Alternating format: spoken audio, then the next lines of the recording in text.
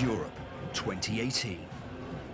From the UK to Germany, Sweden to Greece, extreme right-wing politics are on the rise.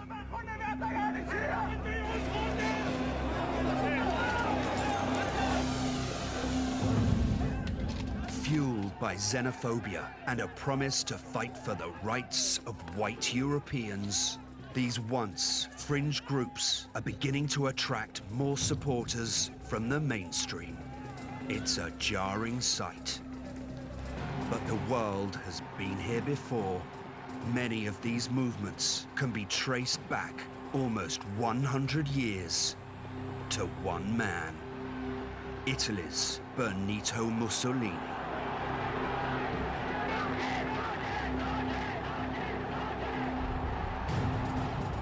Mussolini has been dismissed as a buffoon, a small-time tyrant who ruled in the shadow of Hitler and Stalin.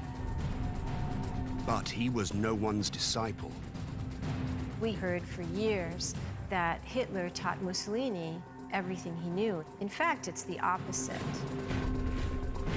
Years before the Third Reich, Mussolini was the architect of a movement that would plunge the continent into darkness. He called it fascism. From undermining judges to indoctrinating children, Mussolini pioneered tactics that other dictators would use to seize power. Mussolini absolutely wrote the blueprint for how to destroy a democracy. How did this son of a blacksmith come to write key chapters of the dictator's rulebook and turn himself into a modern Caesar? Dictatorships have had an incredible impact in the past century. These dictators ended up learning from one another. They're all different, but many use the same tactics. The use of terror, propaganda, Control the elites. Create an enemy. cult of personality. Use violence. these are tools that dictators use to stay in power.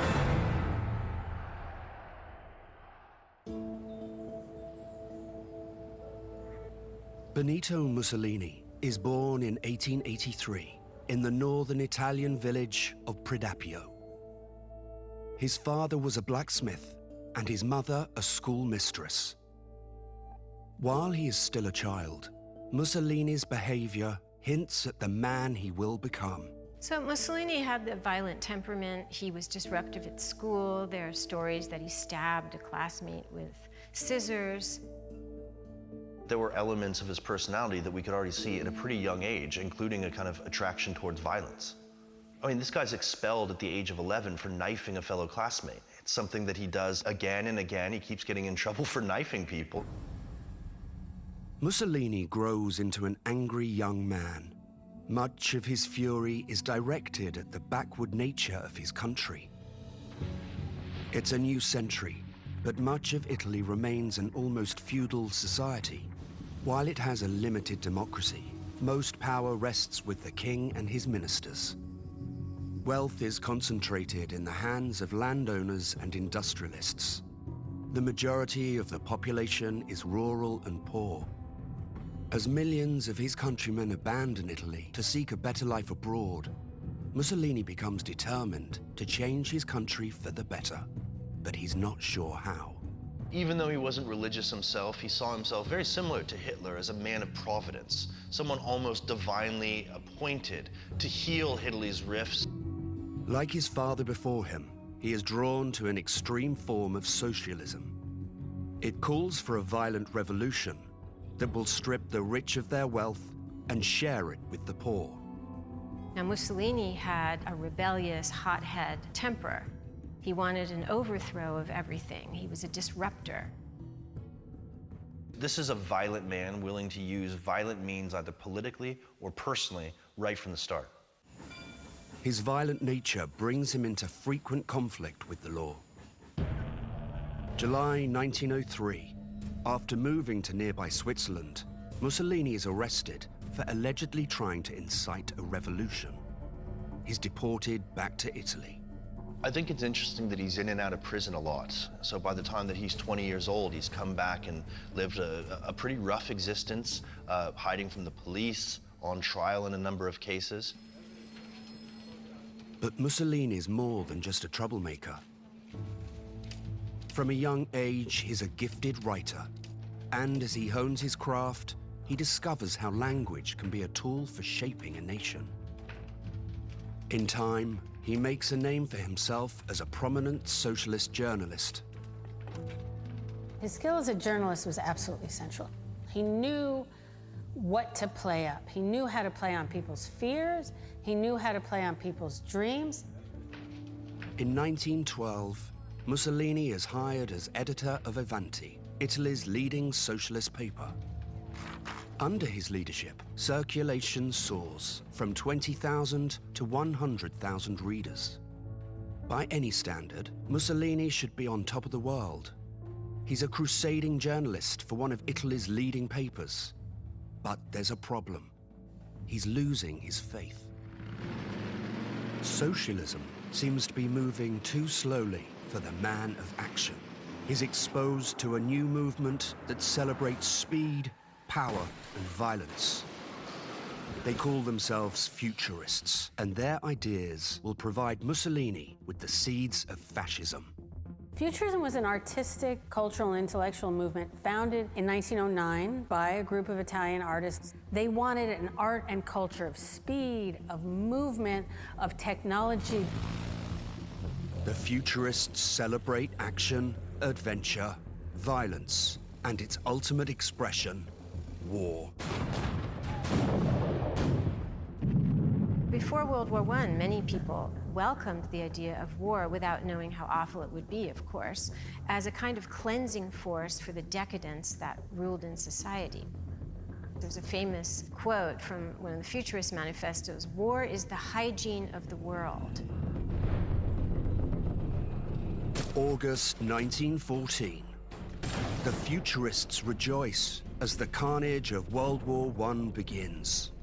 Mussolini calls for Italy to enter the conflict, but the socialists oppose the war, fearing that the working class on both sides will do the fighting. They kick Mussolini out of the party. For the young agitator, it's an important step on the road to dictatorship. He leaves his position as editor of Avanti, the Italian socialist paper, and he founds what will be the fascist newspaper, Il Popolo d'Italia. Bankrolled by wealthy industrialists who favor joining the battle, Mussolini uses its pages to beat the drum for war.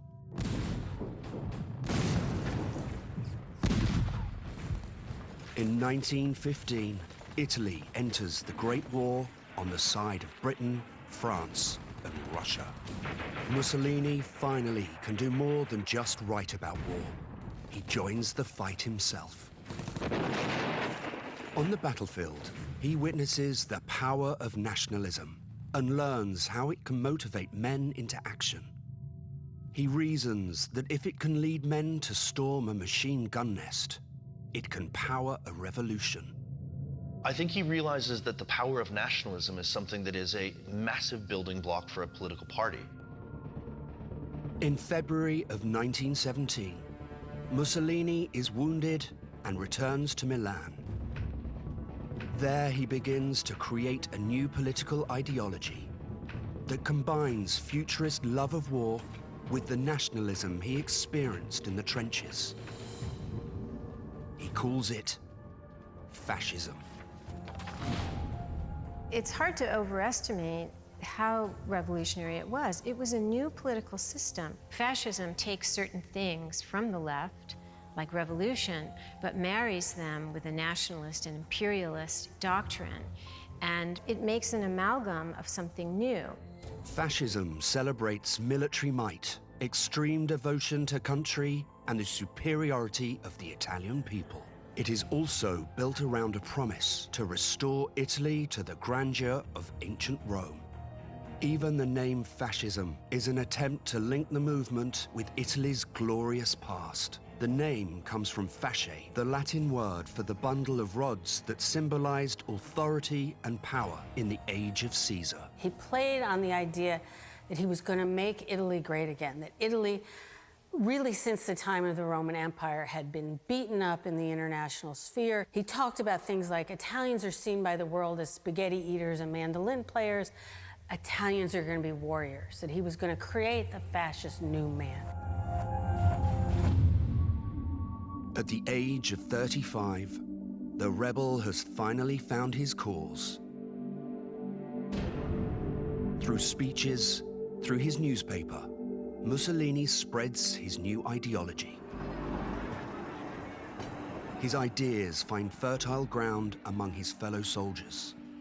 So they come home from the war with this memory of great violence. They have shell shock, or what we would today call PTSD. Mussolini brings together all these discontents. In Milan, and then throughout the north, he gathers a core group of true believers. They call themselves Black Shirts. They model their uniform on that of the Arditi, the elite Italian brigade of the First World War. Mussolini hosts a meeting of futurists and war veterans on the 23rd of March. It's a meeting of kind of strange characters, 50 of whom decide that they're going to form the first fascist movement.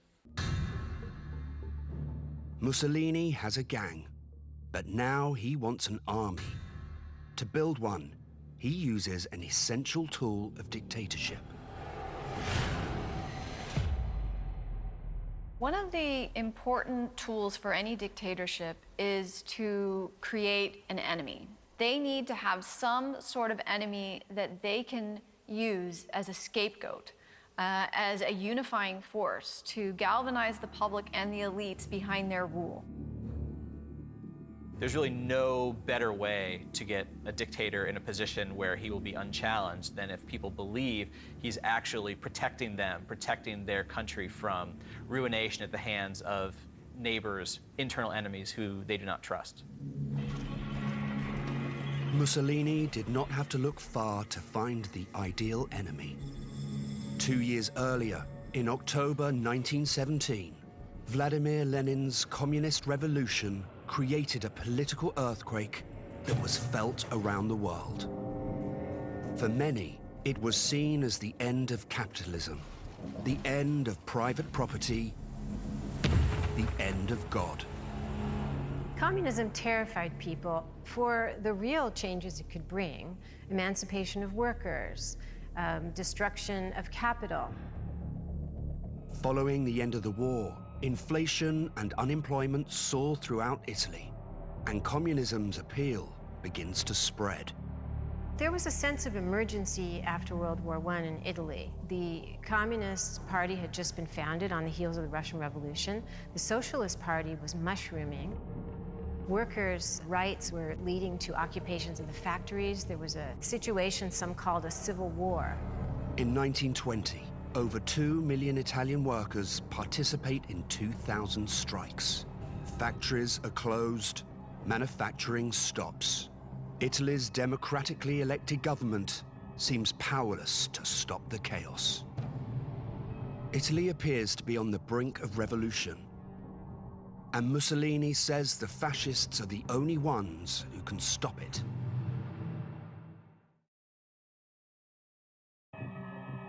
Rome, 1920. As a wave of strikes threatened to shut down Italy's economy, Benito Mussolini claims that the nation hovers on the brink of a communist revolution. One thing that strongmen really know how to do is become the prophets of doom.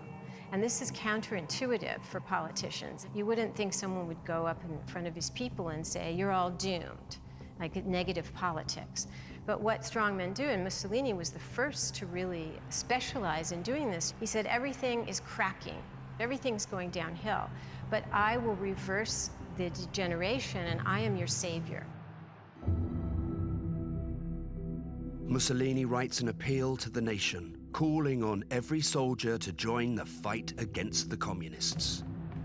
He takes his message to the streets, holding rallies, giving speeches. Mussolini really knew how to speak to the psychological worry of communism. He pathologized communism. He talked about the rats coming from the East that brought a contagion with them. Mussolini's warnings attract allies to the fascist cause. Industrialists and landowners offer financial support. The ranks of black shirts swell as more men answer the call to stop the red wave. To make good on his promise to help end the crisis, Mussolini turns to another tactic of the dictator.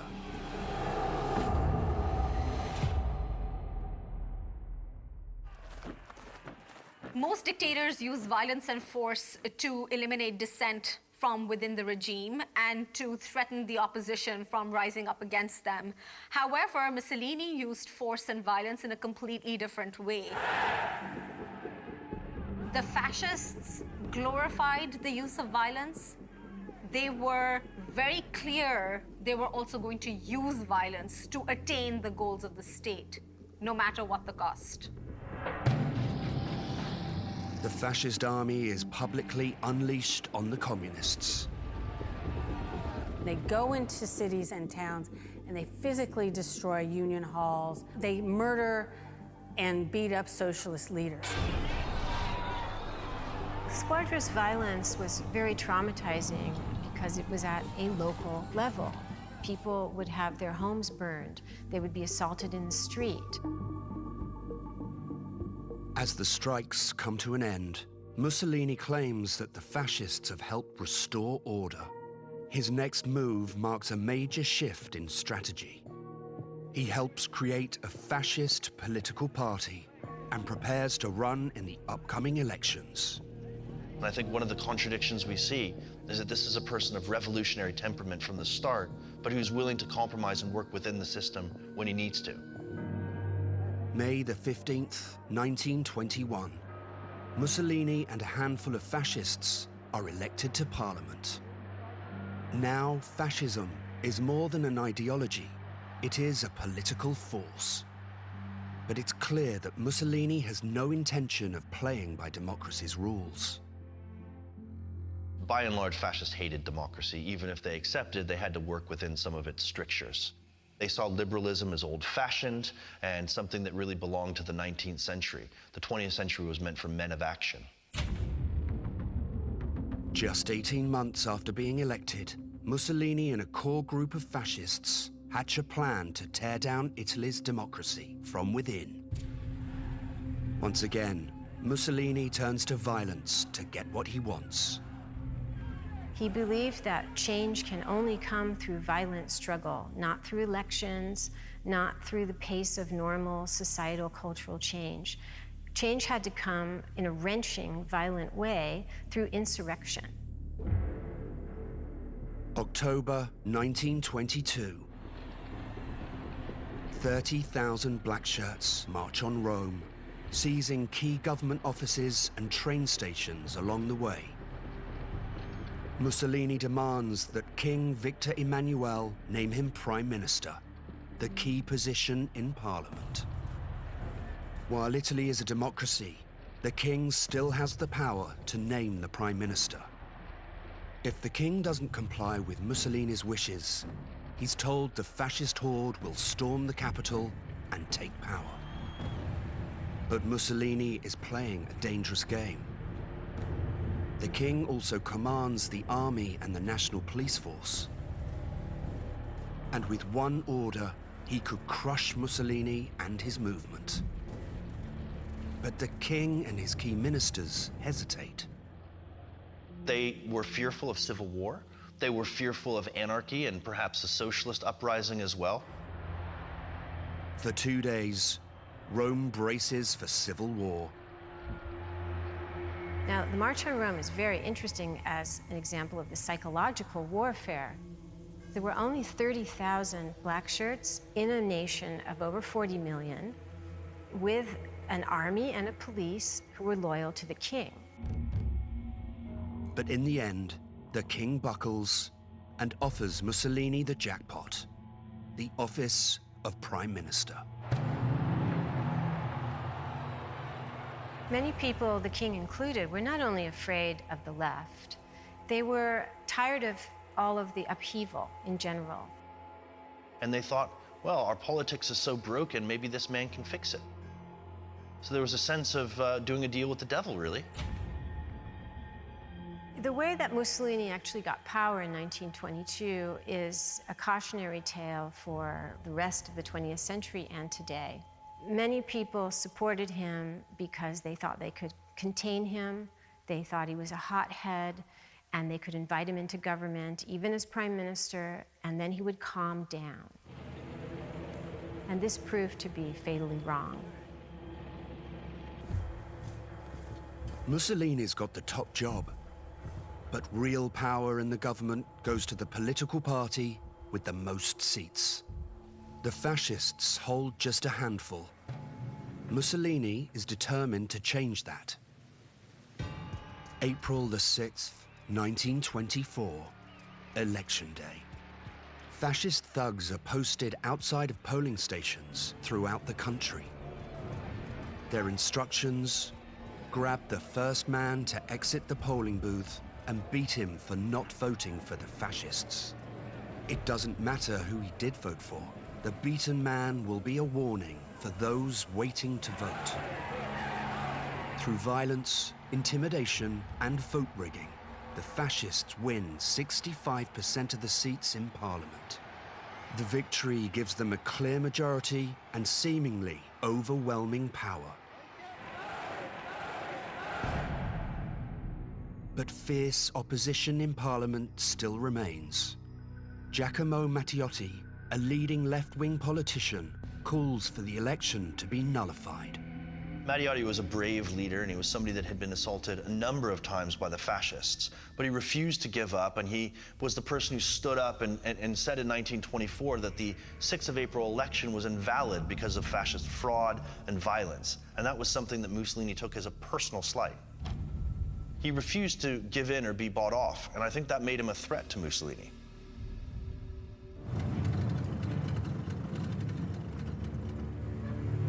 Once again, the problem will be solved with violence.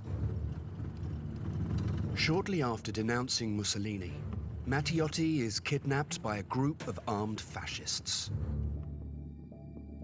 He is never seen alive again.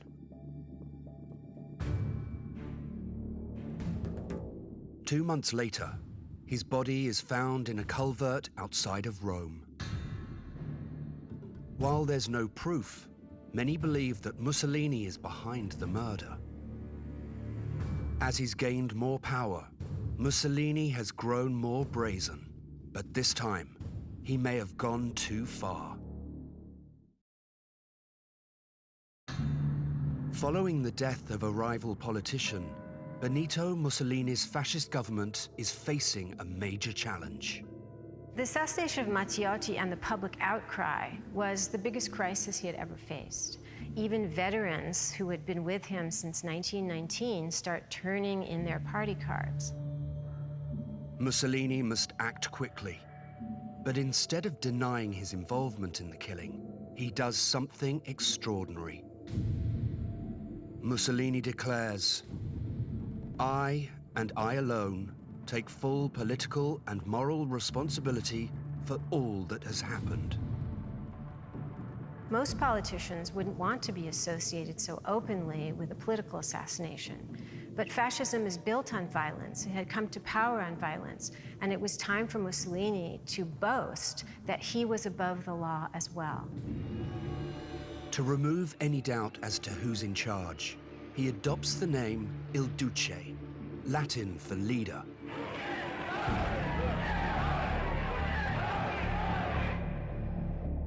Mussolini openly declares in Parliament the beginning of his dictatorship. He moves to undermine a cornerstone of any democratic society, an independent judicial system. He removes the two judges leading the investigation into the murder. Then, in July of 1925, he announces an amnesty for the men accused of the crime. Matteotti's killers are released. Over the next 2 years, Mussolini systematically guts Italy's remaining democratic institutions. He tightens censorship of the press, banning any negative coverage. Fascist squads attack stores that sell dissenting papers. Even though some of the mainstream press, like the Corriere della Sera, had hundreds of thousands in its circulation, they were no longer really allowed to report the news. They were allowed to report on how great Mussolini was. 1929. Just 10 years after the birth of his fascist movement, Mussolini is in almost complete control of Italy. Now, to ensure the devotion of the next generation of Italians, he uses another tactic from the Dictators' rulebook.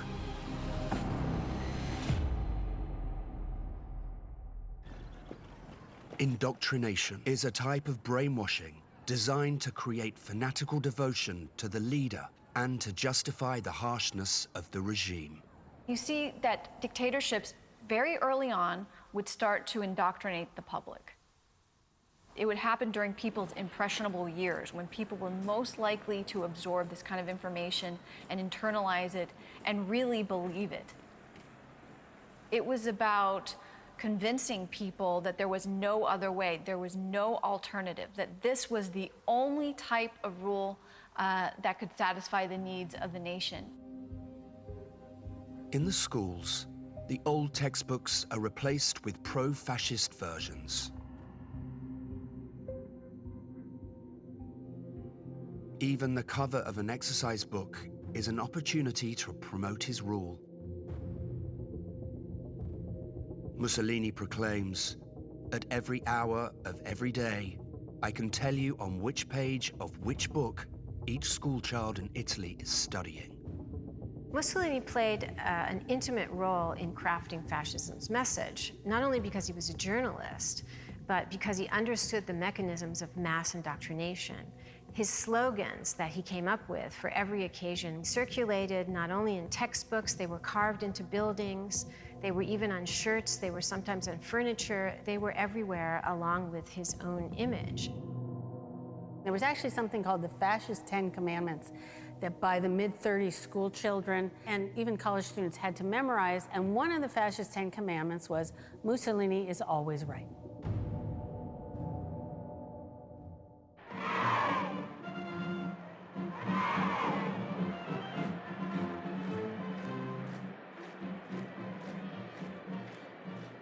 Making young people committed, even fanatical fascists, was at the core of fascist ideology. Mussolini styles himself not merely as the man of the people, but as the one and only leader of the nation. The way in which Mussolini shaped his own image, cultivated foreigners to see him as really one of the great Caesars in the modern era, was core to the way that Mussolini saw himself, but also the way in which he represented the new Italy. To strengthen his bond with the nation, Mussolini perfects the art of connecting with the crowd. L'Italia fascista oramai è tale compagine, quasi bene organizzata in tutte le sue forme che non si può aspettare.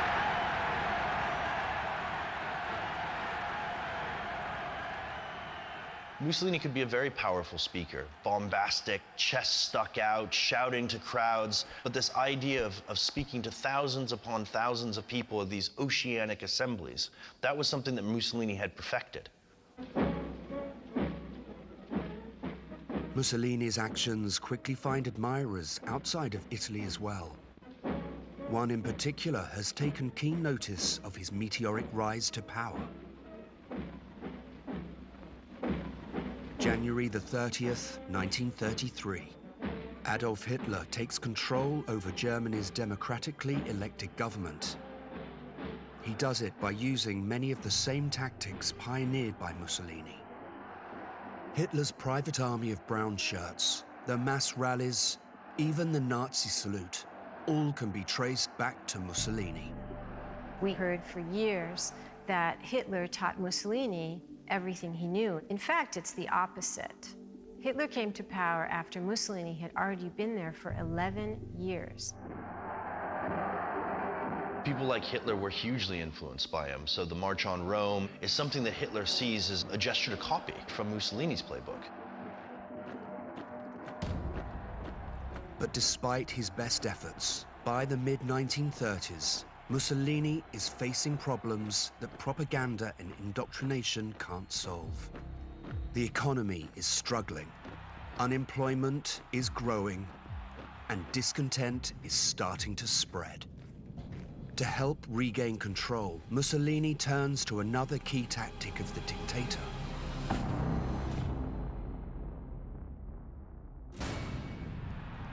Dictators often want to go to war because it's a distraction. It's a way of uniting everybody under some sort of nationalist banner. It's a way of distracting from just terrible policies or from poor performance. It's a way of preventing the opposition from ever challenging the dictatorship, because to do so, they'd be viewed as being disloyal. Mussolini was so keen to go to war because he wanted to unite the public under one banner, under one nationalist agenda. He tells his people that the time to fulfill the central promise of fascism has come. It is time to build an empire. After almost 15 years in power, Italian dictator Benito Mussolini has vowed to forge an empire for Italy. But in 1935, that isn't easy. Over the last 100 years, Western powers have colonized most of the developing world. Now only a handful of independent nations are left. One is Ethiopia, a nation Italy had tried to conquer at the turn of the last century. The Ethiopia question is a difficult one. He's certainly trying to create an empire. But remember that Ethiopia only 40 years before had defeated the Italian army at Adwa in 1896. So some of this was about reclaiming what he perceived to be lost honor in Italy in 1935. È la più gigantesca dimostrazione che la storia del genere umano ricordi. 20 milioni, ma un cuore solo, una volontà sola, una decisione sola.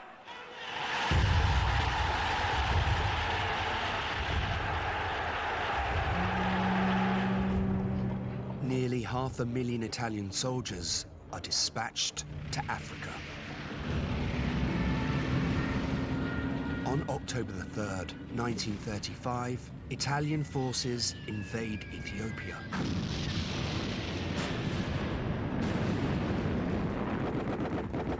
Although hopelessly outgunned, the Ethiopians put up a fierce resistance. Anticipating a quick military victory, Mussolini instead has his nose blooded. I think there was a fantasy when Mussolini began the war that it would be a quick, short war, and it wasn't. So they turned to a tactic of total war once they met resistance. They turned to chemical weapons, which had been banned after the First World War.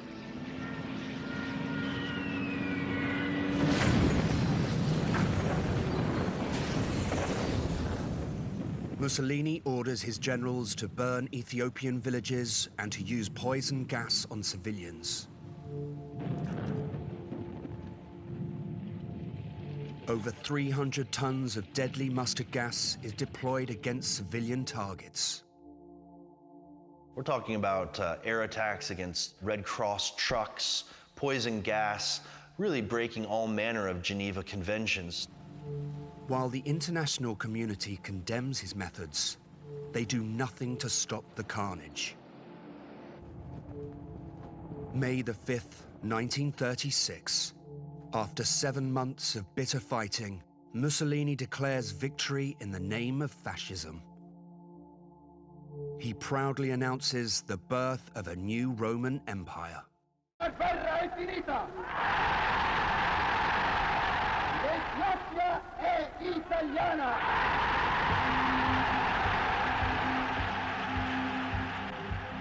The dictator gets his empire, but the cost is high.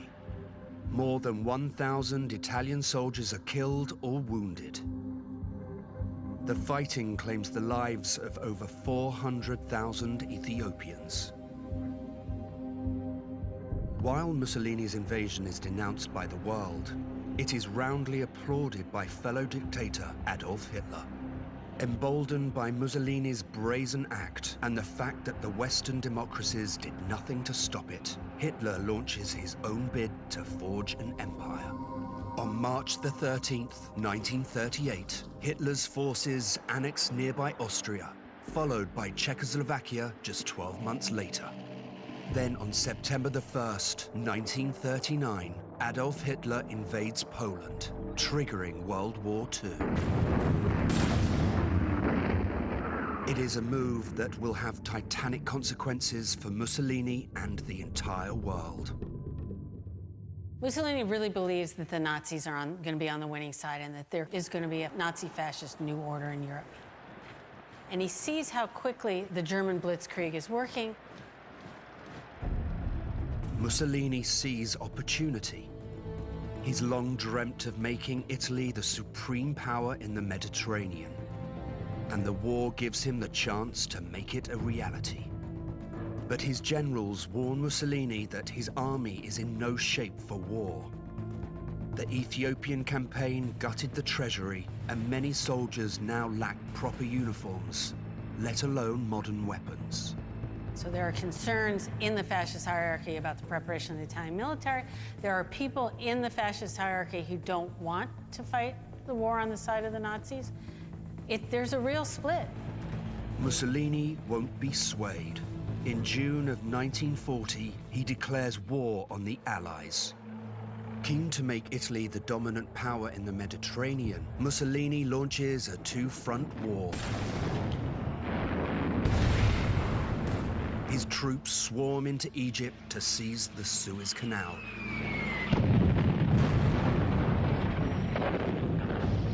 Then they strike at Greece. But the Greek army pushes back, and soon has the Italians on the defensive. As his generals had predicted, Italy is woefully unprepared for battle against fully equipped adversaries. It is a disaster. Over 150,000 Italians are killed or wounded during the fighting. It's even worse in North Africa. In October of 1942, his forces are all but wiped out. They keep getting defeated in the war. They're defeated in Greece, they're defeated in North Africa, and so the military might of Italy is seen very quickly to be a straw man.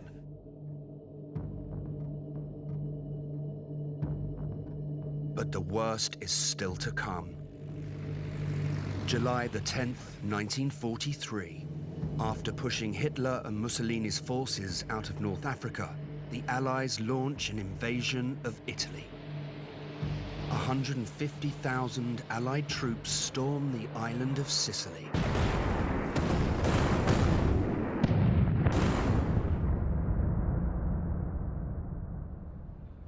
Tired of Mussolini and his wars, many of his own people welcome the invaders as liberators.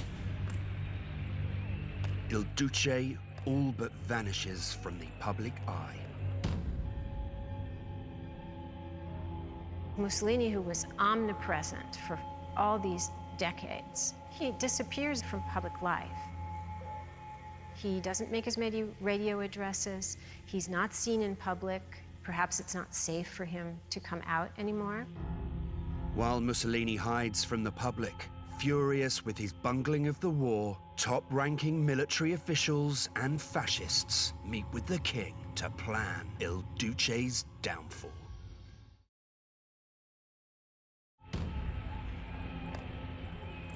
Following the Allied invasion of Italy, top-ranking fascists have hatched a plot to take down Benito Mussolini.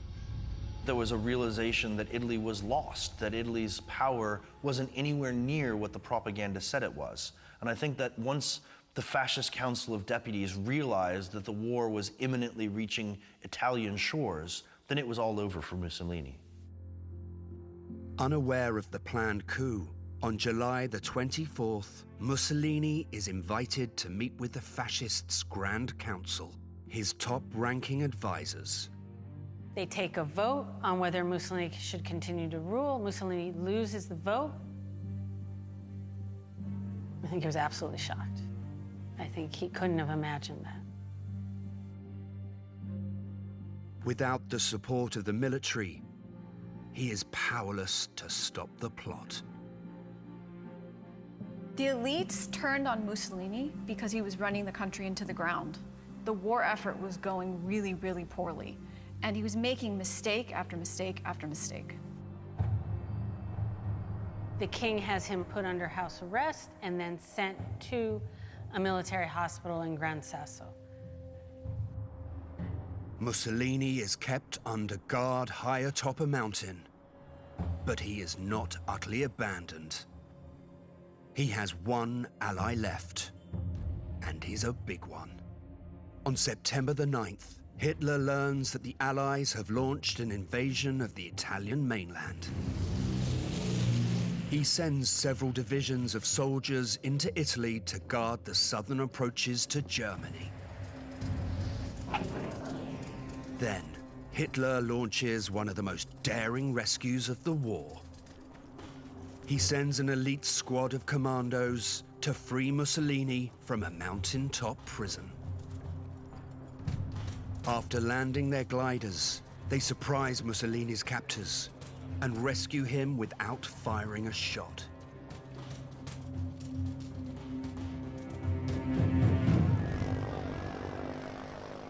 After Mussolini is rescued by these SS troops, he arrives at Hitler's headquarters, and the first thing he says, allegedly, is, "I'm here to receive my orders." And I think that that very clearly delineates the relationship, the changed relationship between Hitler and Mussolini. The pupil was no longer the tutor, and Mussolini had no cards to play. Hitler installs Mussolini as the leader of the large swathe of territory now under German control. The once great dictator is now Hitler's puppet. And as the Allies continue to push north, Mussolini can only make a pretense of authority. But Mussolini's time as Hitler's lackey is short-lived. As the Allies advance from the south and anti-fascist partisans take control of villages to the north, his puppet state collapses. Mussolini and Clara Petacci, his mistress for the last 10 years, must flee or be captured. This was a broken man. He thinks about going to Switzerland, he thinks about giving himself up either to the Allies or to the partisans. Ultimately, they decide on trying to kind of sneak into Austria. April the 28th, 1945. With the German army now in retreat, Mussolini and Petacci make a desperate run for the Austrian border. Their truck is stopped near Lake Como. Although he is dressed as an Austrian soldier, the most familiar face in Italy does not go unnoticed. Ultimately caught by a group of partisans who recognizes Mussolini in an overcoat and Austrian military uniform. The partisans set up an impromptu court, and after finding Mussolini guilty of treason, they condemn him to death by firing squad.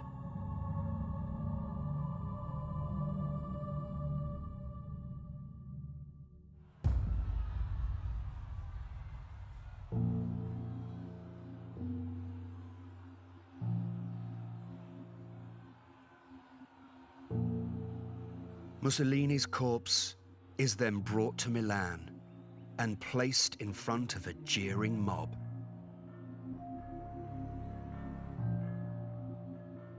The body of Mussolini, Clara Petacci, and a number of the other leaders, the real extremists, the real hardcore, are hung up in a Milanese petrol station for the mob to laugh at.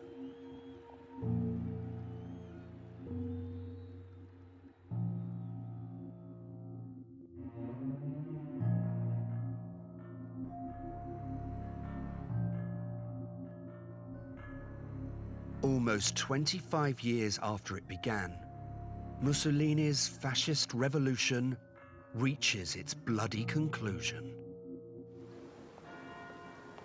In the aftermath of the war, the Italian people turn their back on his ideology of violence and create a democratic republic that is now in its 7th decade. But Mussolini has not been forgotten. Almost 70 years after his downfall, his home village of Predappio is a destination for neo-fascist pilgrims.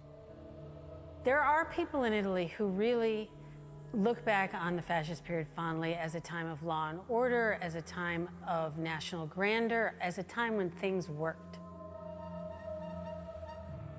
For many Italians, it was a period of Italian greatness in which Italy had respect in the world.